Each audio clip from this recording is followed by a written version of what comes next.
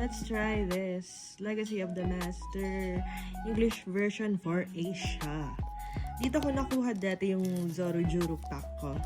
So, sana swertehin ulit tayo. Makakuha tayo ng manga. Diba? Or ng very good card. Diba? Or kahit yun ulit si Zoro. Masaya ako. So, dito,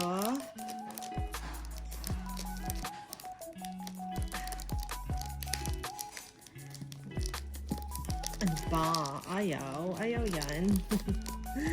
Yeah. Ito na.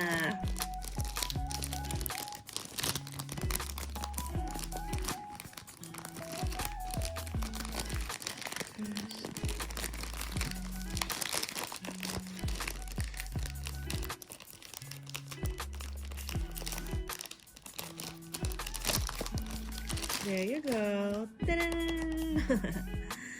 So, sa ganitong klase naman, double tack set 8. Ito, kala mo daming laman, no? Pero ganito lang siya. Dalawang pack saka isang Dawn card na na confirmed. So, try muna natin mag-open ng isang Dawn card. Yung dati is around 400 pesos. Dun pa lang. So, parang yun pa lang medyo bawi-bawi ka na eh.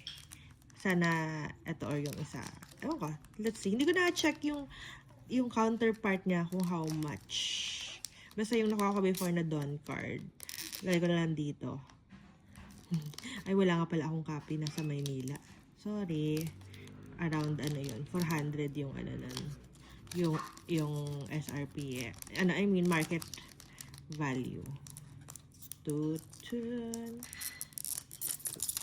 There you go. Ito ba yun? Woo!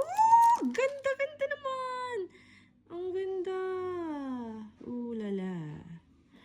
Yes. Sige. I'll put here the market price of this one. Yung isa, yung all white sa akin dati. Ayan. Ganda naman ng Dawn card na to.